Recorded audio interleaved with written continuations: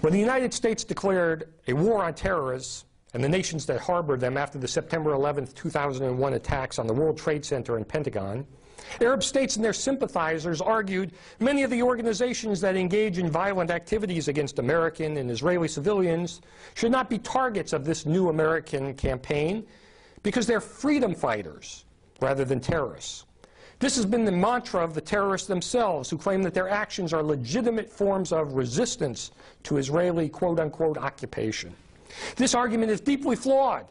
First, the enemies of Israel rationalize that any attack is legitimate because of either real or imagined grievances committed by Jews since the beginning of the 20th century. Consequently, the Arab bloc and its supporters at the United Nations have succeeded in blocking any condemnation throughout the history of the UN of any terrorist attacks against Israel. Instead, they routinely sponsor resolutions that condemn Israel every time it retaliates for a terrorist atrocity. Second, nowhere else in the world is the murder of innocent men, women, and children considered a legitimate form of resistance.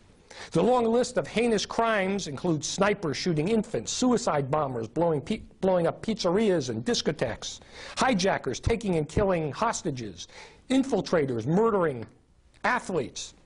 Hezbollah, Islamic Jihad, Hamas, and the PFLP, and a number of other groups, mostly Palestinian, have engaged in these activities for decades and rarely have been condemned or brought to justice. All of them qualify as terrorist groups according to the U.S. government's own definition, which is, quote, terrorism is the unlawful use of force or violence against persons or property to intimidate or coerce a government, the civilian population, or any segment thereof in furtherance of political or social objectives. And therefore, these should all be targets of the U.S. effort to cut off the funding and root out the leaders and bring them to justice. In the case of the Palestinian groups, there's no mystery as to who the leaders are, where their funding comes from, and which nations harbor them. American charitable organizations have been linked to funding some of these groups, and Saudi Arabia, Syria,